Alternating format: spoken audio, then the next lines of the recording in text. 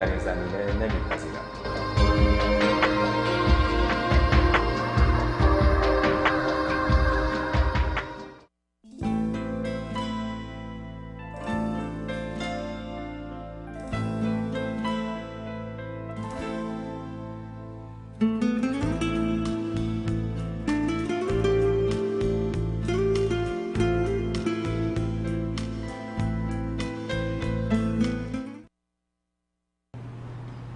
بیننده های خوب و عزیز برنامه لایو ویت سوزی از تلویزیون عصر امروز، عصرامروز.com، خوش آمدید به برنامه جمعه عصر ما که معمولاً روزهای جمعه بین ساعت 5 تا 6 بعد از ظهر تقدیم شما دوستداران برنامه میشه به وقت محلی لس آنجلس. البته من وقت رو خدمتتون اعلام میکنم. من سوزی خاتمی هستم، تهیه کننده و مجری این برنامه. خوشحال هستم که از طریق عصرامروز.com و همچنین ماهواره به منازل شما میایم در هر کجای دنیا که هستید و یک ساعتی رو در کنارتون هستیم با مهمانانی که هر هفته به برنامه‌های تلویزیونی دعوت میکنیم.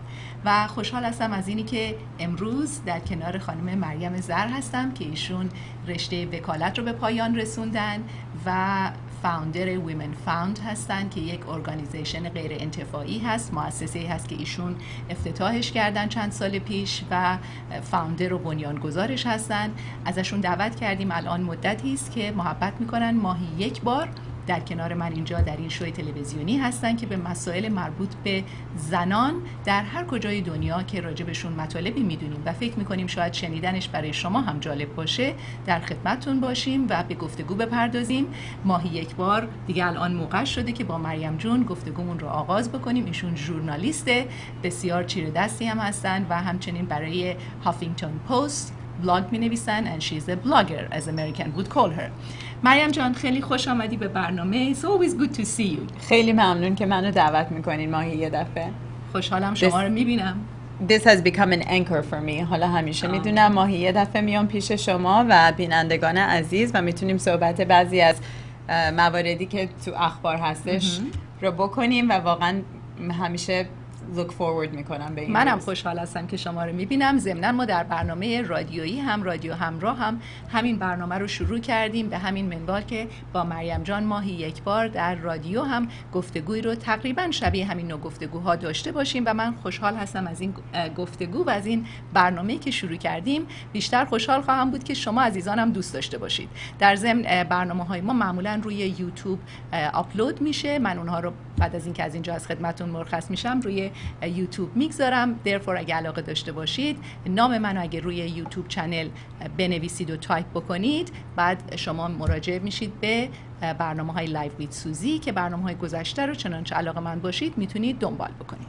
و ما وقت رو بیشتر از این نگیریم. مریم جان خبر خوش رو در مورد مهمان امروزمون که به ما نیم ساعت دیگر ملحق میشن رو میدیم به دوستان اگه موافق باشید. بعد میریم سراغ سوژه‌هایی که برای امروز آماده کردیم. حتما. خب مهمونمون کی خواهند بود؟ مهمون ما خانم لیلی گیلانی خواهد بود. خانم گیلانی is running for Congress، یعنی برای کنگره آمریکا دارن داوطلب شدن که ران بکنن. برای یه سیت هست توی کانگرس که بعد از 40 سال باز شده و این خانم اولین ایرانی هستن که برای کانگرس دارن از امریکا ران میکنن. ران چی میشه به؟ دارن شرکت میکنن برای انتخابات از ناحیه 33 هم. بله که ما بیشتر شنوندگان و بینندگان عزیزمون از همین ناحیه 33 لس آنجلس هستیم و خب نه تنها اولین ایرانی هستن، اولین خانوم ایرانی هم طبیعتاً هستن که داوطلب این پوزیشن شدن و امروز قراره بیان پیش ما. نیم ساعت آخر برنامه پیش ما خواهند بود و میتونیم باهاشون صحبت کنیم در مورد مواردی که برای این ناحیه مهمه، برای ووترهای عزیز. بله، برای شما عزیزانی که مایل هستید که رای بدید که همه شهروندهایی که در اینجا زندگی میکنیم واقعا این حق رایتی که بهمون دادن رو خوب هست که به قول آمریکایی‌ها اکسرسایز بکنیم و تمرین بکنیم این حق دموکراسی خودمون رو. به هر حال خوب هست که با افرادی که مایل هستن که داوطلب این نوع پوزیشن ها و سمت های دولتی بشن، ما حداقل بشناسیم که با یک آگاهی قبلی و شناخت بهتر بتونیم به اونها، هر کسی رو که دوست داریم البته، رأی بدیم. این برنامه هم صرفاً برنامه معرفی این دوستان به شما هست، نه این که بخوایم تکلیفی برای شما روشن بکنیم. هر کسی مختار هست اون کسی رو که بهش علاقه‌مند هست با آگاهی قبلی انتخاب بکنه. ساعت 5:30 خانم لیلی گیلانی که ایشون هم وکالت رو پشت سر گذاشتن، she's an attorney at law from Harvard University، تحصیلاتشون به پایان رسوندن، به ما ملحق میشن. و اما مریم جان، بریم سراغ سوژه ها و مطالبی که برای امروز من و مریم براتون داریم که باهاتون در میون بگذاریم. حتما. Let's go. اولین چیزی که میخواستیم باهاتون در میون بذاریم این بود که یه خانومی، بازم اولین خانومی هستن که برای نیویورک تایمز ادیتور این چیف نیویورک تایمز انتخاب شدن حدوداً 5 سال پیش، و این خانم کارشون رو انجام میدادن تا اوایل هفته خبر رسید که she has been fired، یعنی از کارش اخراجش کردن. و حالا داستان اینه که دلیل که این خانم کارش از دست داده این بوده که متوجه شده که آقایی که قبل از خودش در این کار بوده مقداری بیشتر پول میگرفته. من تعجب نکردم، البته شما تعجب کردین؟ چون اینو it's a known fact به قول آمریکایی‌ها، این حقیقتی است که ما میدونیم که در آمریکا هنوز بین حقوق خانم ها و آقایان همون پوزیشن، همون سمت، هنوز آقایان پول بیشتری میگیرن. ولی خب حالا جالبه که بشنوید.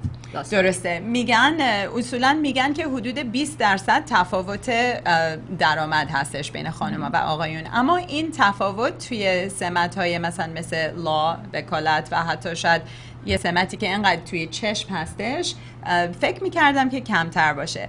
چیزی که برام جالبه اینه که نیویورک تایمز گفته که دلیل که ما این خانم رو اخراج کردیم به خاطر پول نبوده، اگر هم پول کمتری از یه لحاظی میگرفته به خاطر این بوده که سالهایی که گذرونده با نیویورک تایمز یه مقداری کمتر بوده تا کسی که قبلش کار میکرده.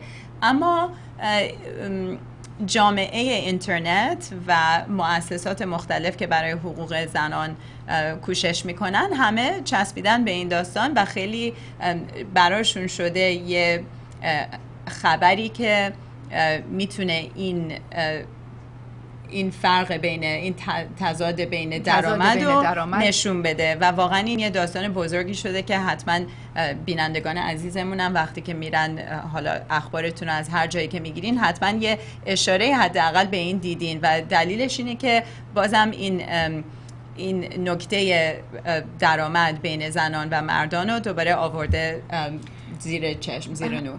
همینطوری که من و مریم جان در ماه گذشته هم که صحبت می‌کردیم راجع به خانم‌ها و اینی که استادی و ریسرچ ها نشون میداد که تحقیقات که خانم‌ها دارن میمونن در منازل ورسس که برن سر کار و غیره، اونجا هم اگه به یاد داشته باشید ما اشاره به همین موضوع و اینی که تساوی حقوق حتی در آمریکا هم که دیگه یک کشور بزرگ و متمدن دنیا هست و همه چشم‌ها رو به آمریکا هست، هنوز این حق رو به اون شکلی که باید 100% رعایت نمی‌کنن. حتی به تازگی مریم جان پرزیدنت اوباما هم از اینی که این حق رعایت نمیشه راجبش صحبت کردن و اظهار تأسف کردن. در نتیجه الان یک موضوع و سوژه داغ و هاتی هست، به همین مناسبت که حالا اخراج این خانم باعث شده که همه نگاه‌ها بهش جلب بشه و چرا که نه، بلکه یه اتفاقات اینطوری که بیفته ممکنه یه حرکت‌هایی که لازم بوده پیش بیاد که ما هم حق خودمون رو برابر اونجوری که لایقش هستیم رو بتونیم دریافت کنیم.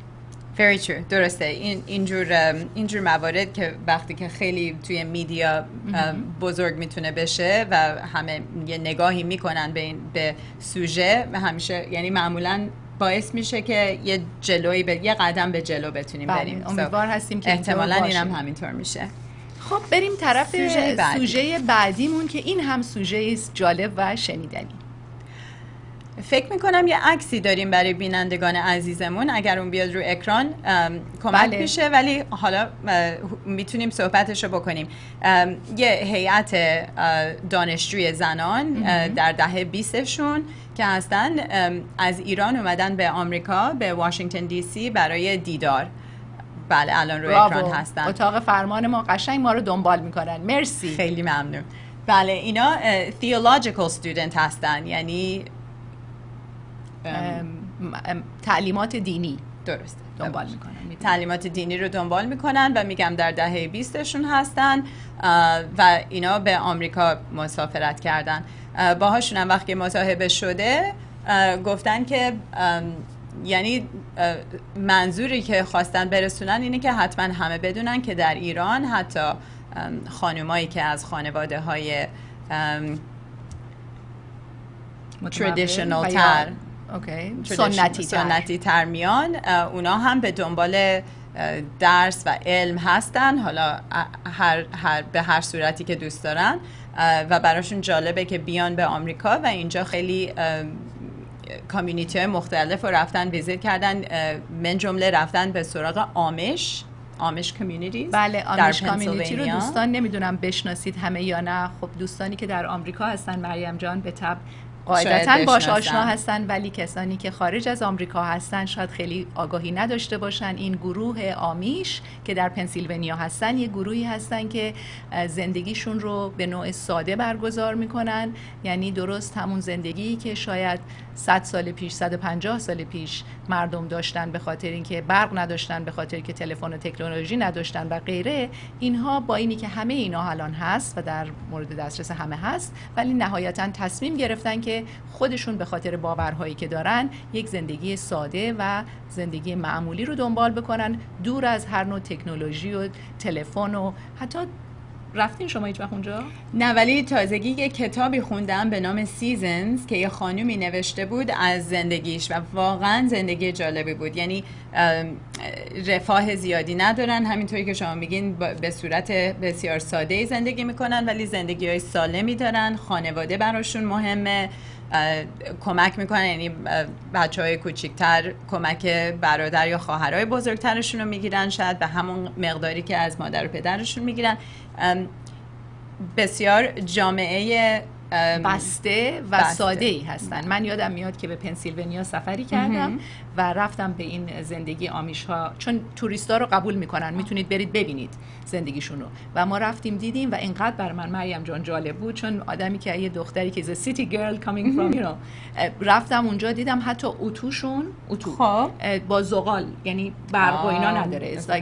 تو فیلم‌های قدیمی دیدیم درست همون شکلی که فیلم‌های قدیمی رو می‌بینید، اینا همونجوری زندگی میکنن، با اسب و درشکه و نمیدونم آبو میکشن از چاه و به اون شکل لباسای قدیمی، درست مثل فیلم‌های قدیمی. حالا خیلیاتون هم شاید بدونین، فکر کنین من توضیحاتی بیخودی دارم میدم، ولی به هر حال بر اون عده‌ای که نمیدونن زندگی آمیش رو، بر من جالب بود که براتون توضیح بدم که این عده که از ایران اومدن زندگی اونها براشون جالب بوده. چرا که خب فکر کردن در آمریکایی که اینقدر مادرن و تکنولوژی هست، واو we find something like this. بله. anyway میگفتی مریم جان. بله، همین. بعد می‌خواستیم همچنان همزمان بهتون نشون بدیم که در همین حیطه زمانی در روی فیسبوک یه سایت به وجود اومده که خانمایی که در ایران زندگی میکنن و با حجاب میونه‌ای ندارن، با حجاب الزامی مخالف هستن، بله، میتونن عکساشونو، طبیعتاً جاهایی هستن که خب چشمی جز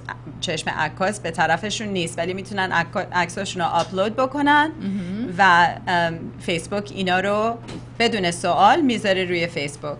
بسیار عالی. و میخواستیم حتما این تضاد عقاید رو خدمت بینندگان عزیزمون نشون بدیم. خیلی هم ممنون هستم. عکس جالبی است. من حتی اون دختر خانم رو میبینم که در وسط این دو نفر دیگه ایستادن، هنوز هم خودشون یه روسری اگه اشتباه نکنم چشمم هنوز بر روی سرشون هست، ولی در هر حال این روسری رو هم نشانه اینی که نمیخوان حجاب رو استفاده کنن و دارن استفاده میکنن. That's very interesting. مرسی از اتاق فرمان برای اینکه این عکس دیگر رو هم که ما راجبش داریم صحبت میکنیم به دوستان بیننده نشون دادید.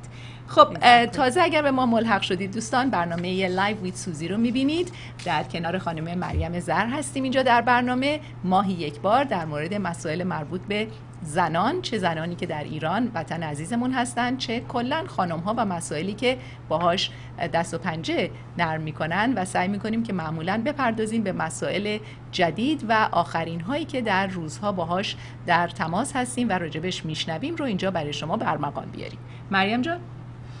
سوژه بعدیمون حاضره برای صحبت کردن، اما باید گفت که گست مهمون بعدیمون احتمالاً توی ترافیک گیر کرده و ما باید به پیغامش یه جوابی بدیم. خیلی خوب، شما تا میخواین به پیغام مهمانمون که خانم لیلی گیلانی هستن دوستان، اشاره داشتیم در آغاز که ایشون قرار هست برای کنگره آمریکا به هر حال داوطلب شدن که جزء انتخابات باشن و اگر که شما که دوست دارید و شهروند هستید و حق رأی دارید میتونید بهشون رأی بدید. راجبشون امروز ما بهتون معرفیشون خواهیم کرد که بعد شما بتونید انتخاب کنید بین افرادی که دارن نامزد شدن برای این انتخابات و این به اصطلاح صندلی پوزیشن خالی، شما بهشون یا هر کسی که دوست دارید رای بدید. خب جواب خانم دادیم. بله. بسیار عالی. Everything is taken care of? I believe so. Okay, بینندگانمون حتما آشنا هستن با ترافیک لس آنجلس، ولی ترافیک همه جا دیگه بد شده، فقط لس آنجلس نیست. اتفاقا این یکی از سوالایی هستش که میتونیم از مهمون عزیزمون ازش میتونیم بپرسیم، به خاطر اینکه ترافیک در لس آنجلس مطمئنا یکی از سوژه هایی هستش که بایستی که حتما بهش بپردازه اگه بخواد بره کانگرس. خب پس یادتون این جزء سوالای ما. We'll catch her on that traffic note. خب سوژه بعدی بفرمایید. نه همین میخواستم بگم که سوژه بعدیمونی که میخواین راجبش صحبت کنین خیلی جالبه. ما تصمیم گرفتیم که ماهی یه باری که من شانس اینو دارم که بیام خدمت شما، هر دفعه یک کتابی رو برای شما ارائه بدیم که اگر خواستین بتونین بگیرینش و یا بخونینش یا باهاش آشنا بشین. این دفعه اسم کتابی که انتخاب کردیم هست Teach a Woman to Fish و تئوریش یه ضرب المثلیه که سالها گفتن اگه به یک کسی یه ماهی بدین، میتونه به یک کسی که به آدم فقیر اگر یک ماهی بدین میتونه یه روز غذا بخوره، ولی اگه به همون آدم یاد بدین که ماهی گیری بکنه میتونه یه عمری غذا بخوره. پس نتیجه میگیریم که بهتری که یاد بدیم تا اینی که یک کمک یک آن و یک لحظه رو انجام بدیم ولی اون طرف نهایتاً بازم مسئله و مشکل داشته باشه. درسته. بعد هیلاری کلینتون که خب زن بیل کلینتون بود، فرست لیدی بود و بعد سکرتری اف استیت، این ضرب المثل رو یه مرحله بیشتر برد و گفت if you teach a woman to fish she'll feed the whole village. منظورش هم این بود که اگه به زنای فقیر یاد بدیم که چجوری از خودشون نگهداری کنن، نه تنها از خودشون و خانوادهشون میتونن برای عمری نگهداری کنن، بلکه همین علمو میتونن به تمام village تمام افرادی که در اون محل یا منطقه یا شهر یا ده یا هر چی جایی که هستن کمک بکنن، که واقعا هم حقیقت داره. It is true. آمارم گرفتن دیدن که در جاهای دنیا که مؤسسات غیر انتفاعی میرن برای کمک رسوندن، میبینن که اون جاهایی که به زنا میتونن کمک برسونن، این کمک میرسه به نه تنها خانواده ها و بچه های خودشون و بلکه به کل ناحیه‌شون و قاعدتاً ماهیگیری هم هیچ فرقی نداره با کارهای امدادی دیگه. همینطوره. یک بار دیگر مریم جان اشاره داشته باش به نام کتاب لطف کن برای دوستانی که احیالاً براشون جالبه که این کتاب رو بخونن و نویسندش. حتما. اسم کتاب هست Teach a Woman to Fish. ادیتورش هست ریتو شارما که خودش بنیانگذار یه ارگانیزیشن غیر انتفاعی بود و داستان که نیست، یه سری داستان هستش از کسان مختلف از دور دنیا که تونستن برن به ناحیاتی که نواحی که امداد لازم هستش و به طرق مختلف راههایی پیدا کردن که به این جاها یه کمکی برسونن و بتونن زندگی‌های نسل‌های بعد رو بهشون کمک بکنن، بهشون یه کمکی برسونن که براشون واقعا میتونه زندگیشون رو عوض کنه و میتونه آینده خودشون و بچه‌هاشون رو واقعا به یه صورت بهتری عوض کنه. بسیار کتاب جالبیه. خب اینو که حتما دوستان میتونید روی سایت‌های مختلفی که معمولاً کتاب‌ها خریداری میشه، غالباً amazon.com و غیره یا گوگل اگه بکنید میتونید پیدا بکنید این کتاب رو بخونید. البته به زبان انگلیسی است. بله، Teach a Woman to Fish هستش اسمش. و این میاره ما رو به یه ایده جالبی که جدیداً باز میبینم که بیشتر صحبتش میشه و اون اینه که بیشتر امدادگران، یعنی بیشتر مؤسساتی که امداد میرسونن به دور دنیا غیر انتفاعی هستن، نان پروفیت، و جدیداً مؤسساتی که فور پرافیت هستن دارن همین کارو میکنن و تئوریش اینه که تئوری کار اینه که اونایی که از طرف حالا هر جایی غرب اصولا دارن امداد میرسونن میتونن هم یه پولی در بیارن برای اینوستراشون و هم میتونن یه کار خیری دور دنیا انجام بدن. فکر میکنم دلیلش هم اینه که بالاخره هر ارگانیزیشن غیر انتفاعی اینوستمنت لازم داره. بله، افرادی رو لازم داره که بتونن کمک بکنن، پشتیبانی اون سازمان رو بکنن که اون سازمان واقعا بتونه کارش رو در سطح بالاتر و راحت‌تری انجام بده. Therefore فکر میکنم دلیلی که به این نتیجه رسیدن همونطور که مریم جون گفت اینه که بالاخره هر سازمانی اگه بخواد واقعا موفق و درست و صحیح کارش رو انجام بده احتیاج به یه درآمدی داره، احتیاج به یه سری اینوستور داره، ولی خب در این حال هم اونا میتونن مثل هر سازمان دیگر انتفاعی کار بکنن، در این حال هم کمک رسانی هم بکنن. درسته. با یه تیر دونشون الان الان غیر انتفاعی اگه باشین بعد دونیشن بگیرین، یعنی هیچ سودی نمیتونین به سهامدار بدین. اون مقداری رو میتونین کسب بکنین که هر کسی از روی دلخواهی یا دلسوزشش براتون بفرسته. ولی اگه ارگانیزیشن فور پرافیت باشه فکر می‌کنم تئوری اینه که میتونین برین اینوستر بیارین، سود سهام احتمالاً بتونین بهش بدین و اینجوری بیشتر پول میاد تو و بیشتر پول هست که با اون پول واقعا یه کار مهمی انجام بشه که فقط امداد نرسونن، اینی که یه ماهی بدن یه کسی یه ماهی رو یه روزی بخوره، بتونن واقعا یه سیستمی ببرن یه جایی که برای سالهای به طرف جلو سیتی و یه کانتری رو فولفیل بکنن و موفق بشن. So I think that's a great idea. حالا من و شما هستیم با هم یه مدتی ببینیم اگر این ایده، اگه این طریقه کمک رسوندن به دور دنیا if it catches on we can track it. Sure. و last but not least we're great on time. We're right on time. از خانم گیلانی on time باشن.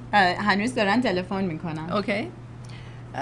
انشالله که وقتی که تموم شد متوجه بشیم که خانم گیلانی اینجا تشریف دارن، بستی که آدرسمون رو تکست کنیم. خیلی خوب. وقتی که میتونین شما براشون تکست بکنین، من یک دور دیگه با دوستانمون صحبت بیشتری خواهم کرد. بیننده های خوب و عزیز لایف ویت سوزی، تلویزیون عصر امروز، عصرامروز.com در کنار شما و با شما هست.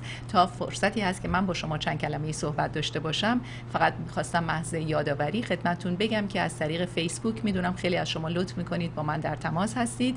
اگر تعداد دیگری هم هستید که مایل هستید از طریق ایمیل با من در تماس باشید، ایمیل من رو همیشه روی صفحه تلویزیون میبینید، suziKhatami@yahoo.com، در خدمت و اختیارتون هست. خوشحال میشم که اگر نظری دارید، اگر دوست دارید که در برنامه‌ها شرکت داشته باشید، من در خدمتتون هستم و خوشحال میشم که پاسخگوی ایمیل های شما مثل همیشه باشم. خب شما تماسونی گرفتین؟ Wonderful. We hope so. آخرین سوژه‌ای که می‌خواستیم در میون بذاریم اتفاقا یه صحبتی بود که با شما خانم خاتمی از روزهای اولی که باهاتون آشنا شدم اتفاق افتاد و اون این بود که اگه بینندگان عزیزمون بدونن خانم خاتمی years and years ago یه اینترستی داشتن در نرسینگ، یعنی دوست داشتن که نرسینگ بخونن و یا ببینن که نرسینگ چجوریه و من تو کارم متوجه میشم که چقدر نرس و خب دور دنیا بیشتر نرس خانوما میشن. در آمریکا بسیار زیاد دیدم نرس آقایون هم میشن، ولی دور دنیا بیشتر چون هنوز خانم هستن متوجه شدم که چقدر توی جاهایی که کانفلیکت هستش یا جنگ هستش خانمایی که نرس هستن چقدر اثر میتونن داشته باشن واقعا در زندگیایی که واقعا دارن خورد میشن. ما رو رسوند به، یعنی این صحبت منو رسوند به این خانومی که جدیدن اسمشو یه لقب براش گذاشتن و اون این است Iron Lady.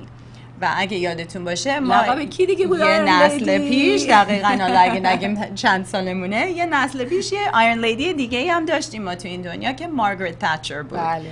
و مارگرت تاتچر پرایم مینیستر گریت بریتن بود زمانی که من اونجا تحصیل می‌کردم. جدا باهاش آشنا شدین؟ اومده بودن پیشتون؟ بله.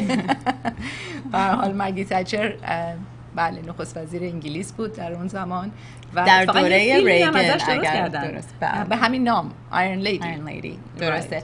و مارگرت تاتچر unfortunately passed away چند ماه پیش فوت شدن و خب دوره آیرن لیدی اون موقعی بود که ریگن هم پرزیدنت آمریکا بود و این باعث شد که تمام فکر و کاورج میدیا بره به طرف یه حدود 20 سال پیش که دنیا چجوری بود و چی کار میکردیم و پالیتیکس به چه عنوان جلو میرفت با یه خانومی که انقدر مؤثر بود درش. حالا یه آیرن لیدی دیگه هستش در سوریه که در رأس این کمیته هست که chemical weapons سوریه رو بکشن از سوریه بیرون که دیگه دولت بشار الاسد نتونه با chemical weapon حداقل جنگ جویی بکنه.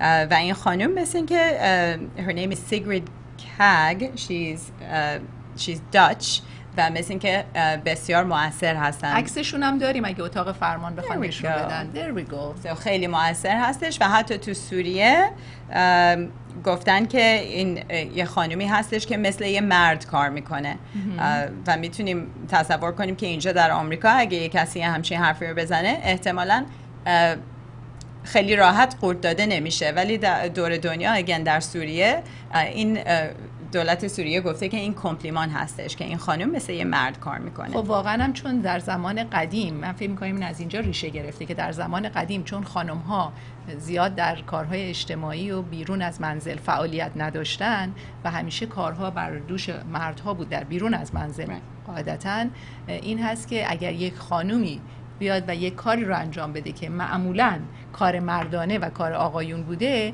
و اینو بگن مثل یک مرد داره کار میکنه، یعنی واقعا هم دارن یه کامپلیمنتی میدن از نظر خودشون. ولی در دنیای امروز این کامپلیمنت دیگه جایی نداره. It's over. و این brings us back full circle. یه دایره کامل میتونیم بزنیم به صحبت اولمون و اون این بود که یه خانومی که برای اولین بار توی جایی کار میکنه که قبلش همه مرد بودن، به خاطر اینکه گفتن پوشی هستش برای اینکه پول بیشتری میخواسته بیرونش کردن. و اتفاقا من و سوزی خانم هفته پیش داشتیم صحبت اینو میکردیم که آمار گرفتن و حالا یه داستانی شده که میدیا اصولا کم صدای زن داره و پیدا کردن که بیشتر زنان که تو میدیا هستن در مورد فشن و فامیلی و اینا صحبت میکنن و اصلا دارن میگن که بهتره که خانوما بیشتر بیان تو کارا و سوژه های serious جدی‌تر. بله. و حالا میبینیم که یه خانومی که توی سوژه و یه کار جدی بوده احتمالاً بیرونش کردن. عذرش خواستن. حالا اومدیم full circle. بله. خب ممنون هستم از مریم عزیزم، لطف کردی. دوستان مریم جان در سنین خیلی کم، یعنی واقعا بچه بوده که به آمریکا آمده. درسته مریم جان؟ چند سالت بود اومدی؟ 9 سالت بوده. خب پس میبینید که برای یه دختر خانومی که 9 سالش بوده که به آمریکا آمده فارسی صحبت کردن کار راحتی نیست. برای این اگه یه وقتی میبینید به من نگاه میکنه این نیستش که در مورد سوژه همه رو خوب میدونه. She's a writer, she's a journalist. هم ژورنالیسته هم نویسنده است، کارش هم خوب وارده. برای همین بوده که من ازش دعوت کردم در کنار من باشه. فقط یه مقداری زبان همونطور که میدونید تمرین لازم داره و فرار هست. اگر زیاد صحبت نکنیم یه مقداری اون تمرین رو از دست بدیم برامون یه جاهای سخته، به خصوص که وقتی میخوایم روبروی دوربین یا در مقابل میکروفون قرار بگیریم که بخوایم خیلی هم رسمی صحبت بکنیم. کار خیلی ساده‌ای نیست، ولی از اونجایی که میدونم شما خیلی به جوانهای ما قدرشون رو میدونید، ارزششون رو میدونید، مثل خود من دوست داریم که جوانهامون رو بیاریم در جامعه ایرانی که به شما معرفی بکنیم و جوانهای ما هم احساس خوشحالی بکنن از اینی که جامعه در کنارشون هستن و دوستشون دارن. البته واقعا جوانهایی مثل خانم مریم زر و دیگر جوانان ما احتیاجی پرسه به کامیونیتی ایرانی از اون جهت ندارن، چرا که اینا بچهای آمریکا هستن و اینجا در جامعه آمریکایی قشنگ ملت شدن، کاراشون هم دارن با موفقیت انجام میدن. ولی این فقط به خاطر اون ارق ملی ما هست، اونی که دوست داریم جوانهامون احساس خوبی در کامیونیتی و جامعه ایرانی بکنن، که همیشه هدف من از روز اول و ویژنم هم همین بوده. برای همین دوست دارم که با جوانها در برنامه باشم، برنامه‌ها 2 زبانه باشه و بچه‌ها احساس راحتی بکنن. حالا اینی که مریم جون لطف کرده و سعی خودش رو داره میکنه که منم خیلی قدر میدونم میکنم که 100% فارسی صحبت بکنه واقعا جای تشکر داره. من خواستم فقط اینو گفته باشم که it doesn't go unnoticed. من از شما ممنونم که از من خواهش میکنین که بیام اینجا و از بینندگانتون ممنونم که با من با صبر و حوصله وقت رو میگذرونین که بتونم این صحبت ها رو باهاتون بکنم و این سوژه ها رو باهاتون در میون بذارم. واقعا هم از شما ممنونم که منو میارین اینجا. My pleasure. It's quite a pleasure. دوستان عزیز، اگه موافق باشید برای یک تنوع بریم با هم یک میوزیک ویدیو که کاری است از دو هنرمند بسیار خوب و عالی مملکتمون، هر دو از هنرمندان محبوب شما و همه ایرانیای عزیز هستند، داریوش عزیز و فرامرز اصلانی. ترانه بسیار قشنگ و زیبای پرخاطره اگه یه روز رو با هم با صدای این دو هنرمند و هنرنماییشون براتون پخش میکنیم. در این فاصله میریم از مهمانمون دعوت میکنیم که به ما ملحق بشن. خانم لیلی گیلانی تا چند لحظه دیگه به برنامه لایف ویت سوزی خواهند اومد و صحبتمون رو با ایشون تا قبل از ساعت 6 ادامه خواهیم داشت. جایی نرید، stay tuned، با ما باشید.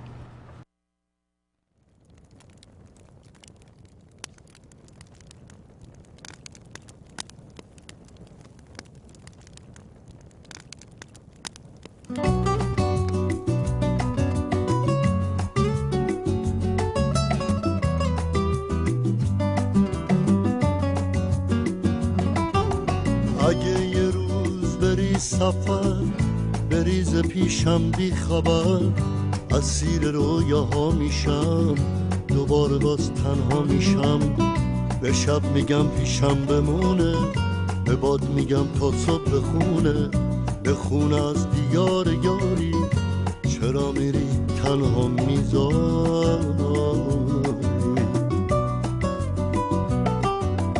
اگه فراموشم کنی، ترک آغوشم کنی، پرنده ی دریا میشم، تو چنگ موج رها میشم. به دل میگم خاموش بمونه، میرم که هر کسی بدونه، میرم به سوی اون دیاری که توش منو تنها نذاری.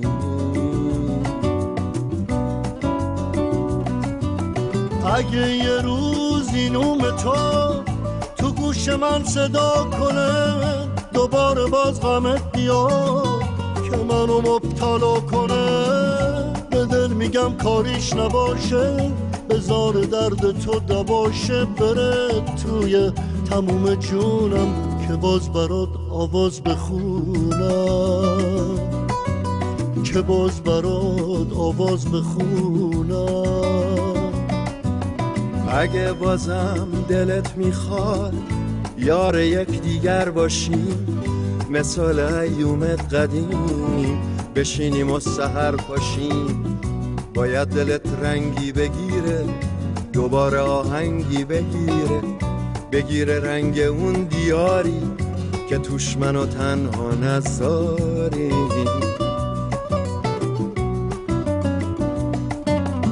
اگه میخوای پیشم بمونی، بیا تا باقی جوونی، بیا تا پوست و استخونه، نزار دلم تنها بمونه.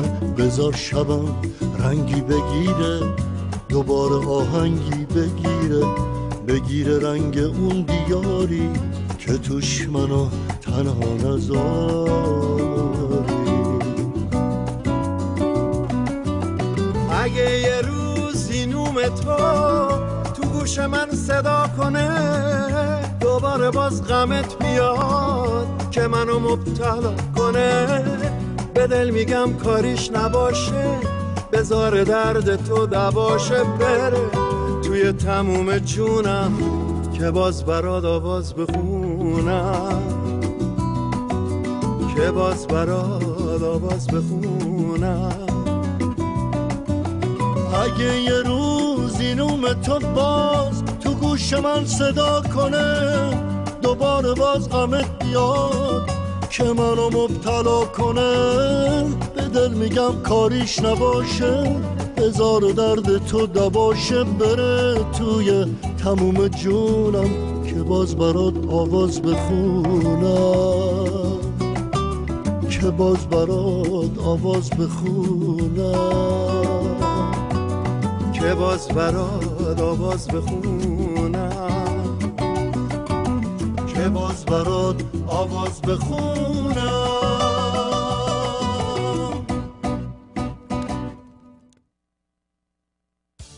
سرم خاویار لاسین کمک می‌کند تا خطوط و چین و چروک‌های سطحی پوست کم شود و بافت پوست صاف گردد. کلاژن دریایی این سرم باعث تولید طبیعی کلاژن شده، ظاهر پوست را محکم، جوانتر و سالمتر می‌کند. توانایی سرم خاویار لاسین جهت از بین بردن چین و چروک و شل بودن پوست شگفت‌انگیز است. این سرم منحصر به فرد دارای بالاترین کیفیت عصاره خاویار، کلاژن دریایی، ویتامین‌ها و آنتی اکسیدان است که در نتیجه پوست صورت را جوانتر، محکمتر و حرکات زیر پوستی را پرجنب و جوش‌تر می‌کند. تصادف کرده اید؟ نگران نباشید. دکتر غزاله وحدت به اتفاق رادنی شافر و سایان عبودی، وکلای رسمی دادگاه‌های کالیفرنیا و فدرال آمریکا در امور تصادفات اتومبیل، موتورسیکلت، صدمات ناشی از کار، زمین خوردگی و حمله حیوانات پشتیبانان و تضمین کننده موفقیت شما خواهند بود. جهت کسب اطلاعات بیشتر و مشاوره با دفتر وکالت دکتر غزاله وحدت در 2 منطقه، ولی با شماره تلفن کد 818 745 2974 و یا در منطقه بیولی هیلز با شماره کد 310 746 3146 تماس حاصل فرمایید. قابل توجه هموطنانی که مایل به سرمایه گذاری در املاک در جنوب کالیفرنیا هستند. برای خرید و فروش زمین و آپارتمان‌های مسکونی از $200,000 به بالا در جنوب کالیفرنیا با مشاور آگاه و پرتجربه مسعود ریاضتی تماس بگیرید. مسعود ریاضتی و همکاران در RRN ریالتی در شهرهای لس آنجلس، اورنج کانتی، سان دیگو و ریورساید در خدمت شما هموطنان عزیز هستند. برای گرفتن اطلاعات رایگان با دفتر RRN در جنوب کالیفرنیا تماس بگیرید. تلفن 818 484 3219 و یا به وبسایت rrnrealty.com مراجعه فرمایید. خانه زیبای خود را با پرده‌های مولن روژ زیباتر کنید. پرده مولن روژ با ارائه جدیدترین طرح‌ها همراه با پارچه‌های نفیس بهترین مدل‌ها را به منزل شما می‌آورد. دوخت و نصب در سریع‌ترین زمان ممکن با قیمت‌های مناسب. تلفن 818 633 4383 818 300 4793 پرده مولن روژ.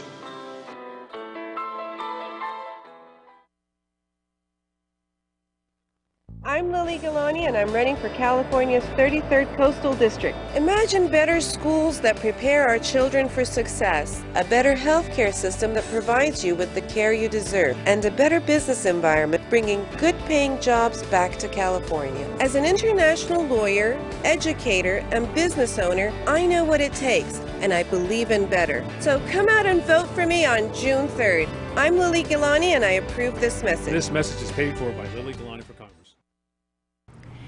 بیننده های خوب عزیز، خوش آمدید به ادامه برنامه لایو ویت سوزی از asremroz.com و همچنین ماهواره که برنامه ها رو میتونید ببینید. همینطوری که من و مریم زر در آغاز برنامه این هفته خدمتتون اعلام کردیم، خوشحال هستیم که با خانم لیلی گیلانی گفتگومون رو در این لحظه تقدیم شما دوستداران برنامه میکنیم. لیلی جون خوش آمدی به برنامه. ممنون از اینکه دعوت ما رو پذیرفتی. میدونم این روزها خیلی سرت شلوغ، جاهای متعدد دعوت میشی که بری برای اینکه خودتو معرفی بکنی به جامعه ایرانی که با بک‌گراند بیشتر آشنا بشن برای این وظیفه و مسئولیت سختی رو که قرار هست به عهده بگیری. خیلی به تبریک میگم و خوش آمد. خیلی متشکرم خانم خاتمی، خانم زار، واقعا لطف کردین که منو به برنامه قشنگتون دعوت کردین و به بینندگان عزیزتونم خیلی سلام دارم و بازم سپاسگزارم از این وقتی که به من دادین.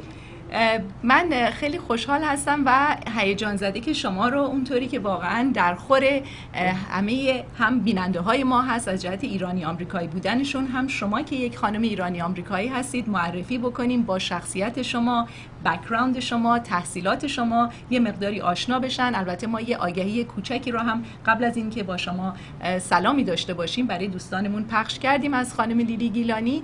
ولی خانم گیلانی لطف کنید شما برای بیننده های ما قبل از اینکه من و مریم جان بریم دنبال سوالاتمون یک توضیحی در مورد تحصیلاتتون و بک‌گراندتون برای بیننده های ما بفرمایید که باهاتون بیشتر آشنا بشن. بسیار عالی. من در ایران متولد شدم و اونجا مدرسه امریکایی میرفتم به اسم ایرانیان American Community School که فکر میکنم با خانم زار و مریم جان اونجا هم مدرسه بودیم. البته ایشون از من سنشون کمتره ولی خب خیلی از اون نظر رو ما همیشه تاکید میکردن به کمیونیتی سرویس که چطور به دنیا رو بهتر کنیم، چطوری سعی کنیم که در هر کاری که میکنیم این همیشه تو فکرمون باشه. در ضمن پدر من در زمان قبل از انقلاب نماینده مجلس بود و با همچین پدری هم بزرگ شدن. میتونین تصور کنین که چقدر من واقعا ایشون اینستیل کردن این پابلیک سرویس و تو ما در کالچر اف پابلیک سرویس. مادرم هم خب تدریس میکرد، معلم بود و ایشون هم همینطور. درجه یکی داشتیم. و بعدش هم خب میدونین بعد در سن خیلی کم از ایران خارج شدم. 12 سالم بود که اومدم بیرون و چند سالی در انگلیس بودم که اونجا واقعا خب خیلی مشکل بود، اول واقعا سخت بود وقتی آمدیم اینجا. ولی خب همه این مشکلات باعث شد که بتونم واقعا تو کارهایی که بعداً کردم نماینده بهتری باشم. از نظر کار وکالتی که بعداً شروع کردم، از گریجویت کردم از لا اسکول، از هاروارد اسکول آف لا.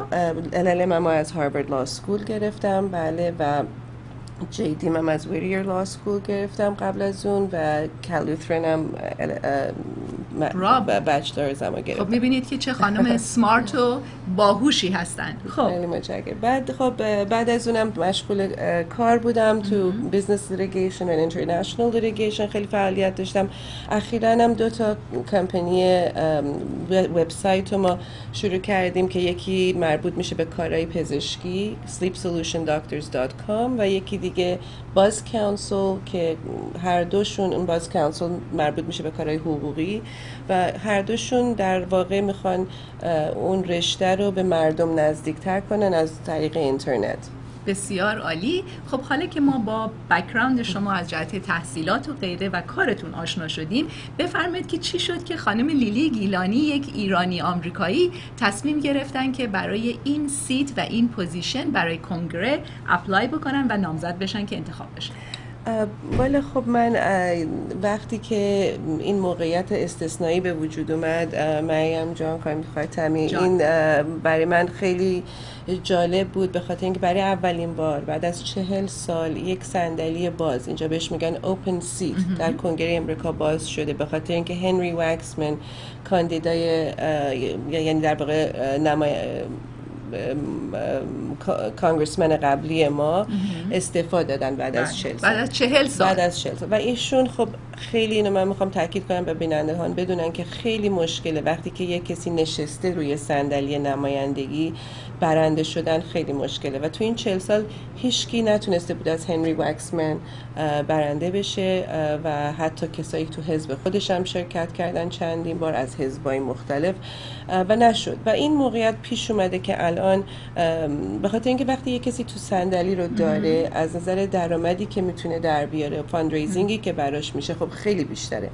الان ما توی موقعیتی هستیم که 18 تا کاندید هستن و معمولا تو این انتخابات 100,000 نفر تو این پرایمری بیشتر شرکت نمیکنن. یه چیزی بین 8 بیشتر رای نمیدن. به یه چیزی، البته 400,000 نفر رجیسترد ووتر هستن. از این 400,000 نفر زیر 20% میان و رای میدن متاسفانه. ولی برای ما ایرانی‌ها خوشبختانه به خاطر اینکه چون تعداد کسایی که رای میدن خیلی کم هست، اگه همه ایرانی‌ها دست به دست هم بدن میتونن از تمام این تعداد کسایی که تو این شرکت میکنن برنده بشن. و خب این خیلی مهمه ما برای ما که یه نماینده‌ای داشته باشیم و حتی اگه با حزب اون مخالفت داریم یا در اون حزب نیستیم، خوبه که بالاخره یه کسی که زبون ما رو میفهمه، فرهنگ ما رو میفهمه. به قول یکی از کسایی که الان داره برای ما خیلی فعالیت میکنه و از یه حزب دیگه است، میگه که خب بعدم نیست که آدم یه کس دوستم تو حزب مخالف داشته باشه. همیشه it's helpful. همیشه it's helpful. برای همینه که خب توصیه میکنم که الان همه ما از این فرصت طلایی واقعا استفاده کنیم، رجیستر کنیم برای رای دادن. 2 روز دیگه بیشتر نمونده. بله، اتفاقا با دوستی الان صحبت میکردم، گفتن که رای خودشون رو دادن از طریق رای‌های غائبانه یا ابسنتی بلد که اینجا بهش میگن. بله و واقعا میدونین یه فرصتیه. من خودم 2 فرزند دارم که واقعا آرزو دارم که اینا در آینده بتونن موقعیتی داشته باشن که در این کارها شرکت کنن، تو راه رهبری برن و امیدوارم برای همه ایرانی‌ها، همه ما و برای همه فرزندان ما که اینجا به دنیا اومدن، بالاخره a journey of 1,000 miles begins with the first step as they say. I hope I said it correctly, but یکی بعد قدم اولو برداره و واقعا هم یه موقعیت استثنائیه. همونطوری که خانم گیلانی گفتن، این نوع موقعیت‌ها رو ما نداشتیم. الان به هر حال میتونید با ایشون آشنا بشید قبل از اینی که رأی بدید و از این حق رأی دموکراسی که در این مملکت هست ما هم استفاده بکنیم. چرا که نه، حالا این سیت بتونه جایگاه یک خانم ایرانی آمریکایی بشه که بیشتر بتونن با آشنایی که با بک‌گراند ما، با گذشته ما ایرانی ها دارن، به هر حال مطمئناً اثرات مثبت خوب خودش رو نشون خواهد داد. چه مطالبی برای شما در صدر اهمیت هست برای انتخاباتتون؟ فقط یه نکته دیگر رو عرض کنم خدمت بینندگان و اون اینه که من با یه خانمی که الان بی نهایت در طی چند سال کارهای فرهنگی خیلی کردن و کارهای در مورد هیومن رایتس خیلی فعال بودن و ایشون همیشه میگفتن که من همیشه باید به ارگانهای دیگه میرفتم که صدا ما توی کنگره بشنون، که این و فعالیت زیادی کرده تو این 35-40 سال گذشته و متاسفانه هنوز همیشه باید مثلا با ارگانیزیشن های مختلف در تماس بوده که بلکه اونا کسی رو تو کنگره بشناسن که این مطالب مطرح. من میدونم مریم جونم خیلی involved تو women's issues و شما وقتی که یه کسی اونجا باشه، حالا تو هر حزبی باشه، فقط بتونید با یه تلفن زنگ بزنید. میدونید نماینده شما یه آفیس داره تو کنگره، 2 فیلد آفیس داره توی محله که ما الان هستیم، تو محله 33 معمولا هر کانستیچوئنسی 2 فیلد آفیس داره و شما میتونین مستقیما تماس بگیرین. بچه‌هاتون تو اون آفیس‌ها میتونن اینوالو بشن برای اینترنشیپ، راجع به گاورمنت یاد بگیرن چجوری اصلا این دولت کار میکنه، که ما بتونیم اینوالو باشیم، مسائلمون مطرح باشه و وقتی که اصلا ما رای بدیم، شرکت کنیم تو رای دادن، باعث میشه حالا هر سیاستمدار دیگه، هر پالیتیشن دیگه که داره ران میکنه تو این دیستریکت اهمیت بده به مسائلی که به ایرانیا مربوط میشه. 100%. من فقط چون وقتمون الان داره رو به پایان میره، میخواستم که لطف کنین خانم گیلانی برای بیننده های ما که اگر میخوان رای بدن و به شما احتمالاً بسیار زیاد چون ایرانی آمریکایی هستید میخوان رای بدن، چه مراحلی رو باید طی کنن؟ آیا تلفنی هست باید تماس بگیرن؟ چه کار باید بکنن؟ بله، البته این رای دادن تا 19 شما تا 3 جون در واقع روز رای گیری هستش که 3 شنبه 3 جون شما در حوزه هایی که نزدیک منزلتون هست معمولا اونجا میتونین برین رای بدین و البته اگه نام نویسی کرده باشین بعد 15 روز قبل از 3 جون نام نویسی کرده باشین. این 15 روز قبل میشه 19 می که همین دوشنبه هستش، یعنی در واقع ما 2 روز بیشتر وقت نداریم اگه نام نویسی نکرده باشیم که نام نویسی کنیم که بتونیم در 3 جون شرکت کنیم. و ما الان وبسایتمون lilygilaniforcongress.com میتونین مراجعه کنین، یه دکمه آبی هست اونجا رو فشار بدین. الان از اتاق فرمان گذاشتن اون رو که دوستان بیننده ببینن. چقدر عالی. مرسی. این میتونین از همونجا برین روی مستقیم، کمتر از 3 دقیقه طول میکشه، فقط یه درایورز لایسنس لازم دارین و 4 شماره آخر سوشال سکیوریتیتون و درخواست میتونین بکنین که این دفترچه رای به منزل بیاد که همونجا در پست امضا کنین و انتخاب کنین. من فکر میکنم من صفحه 4 هست اسم من، حدود شماره بین 90 تا 94 این شماره هست، چون رد میشه عوض میشه به خاطر اینکه میخوان فیر باشن، یعنی برای همه کاندیدا این میچرخه و اسم جاهاش تغییر میکنه، ولی تقریبا برای ناحیه ما صفحه 4 و شماره یا 92 93 این حدود 90 شما نگاه کنین پیدا کنین. البته برای هر کسی که دوست دارین میتونین رای بدین، ولی می‌خواستم راحت بشه برای پیدا کردن. یه مسئله دیگه هم هستش که من یه تلفن اگه اجازه بدین الان برای کسایی که احتیاجن با فارسی یکی براشون این کارو انجام بده. ما کسایی رو داریم که واقعا میشه بگم 24 ساعت اویلیبل هستن که کمکتون کنن تا دوشنبه آخر وقت که midnight and the 19th is the last time to register که کمک کنن و اون شماره هست 310-925-3771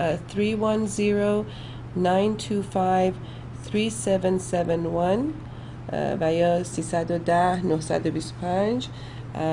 3771. خیلی ممنونم. ما سوالات بیشتری داشتیم من و مریم جون که از شما بپرسیم، ولی متاسفانه وقت برنامه‌مون به پایان رسیده. یادآور دوستان عزیز میشم که اگر احیانا سوالی دارید میتونید فردا هم به وقت محلی لس آنجلس ساعت 11 صبح شنبه این برنامه رو که پخش مجدد داره ببینید و اگر سوالات دیگری رو میخواید من جمله وبسایت، تلفنی که اعلام کردن اگر احیانا به خاطر نسپردید باز ایده خوبی هست و در ضمن به فکر می‌کنم بهترینش هم برنامه پخش مجدد فردا باشه که میتونه براتون مفید و جالب باشه.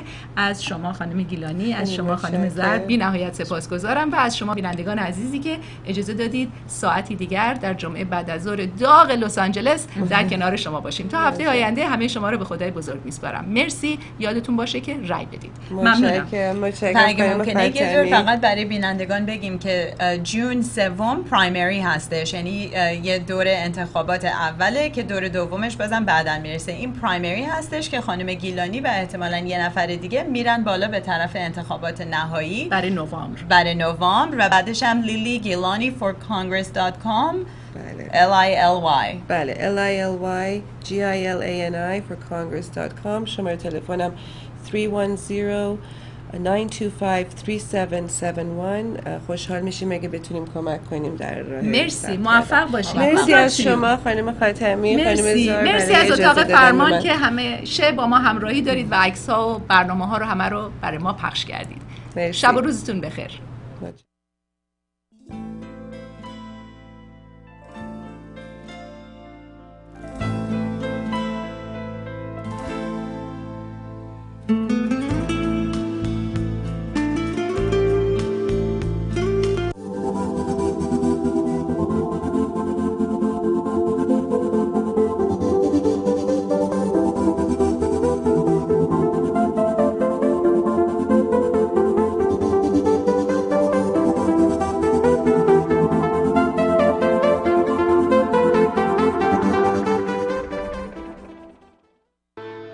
نفس تا هست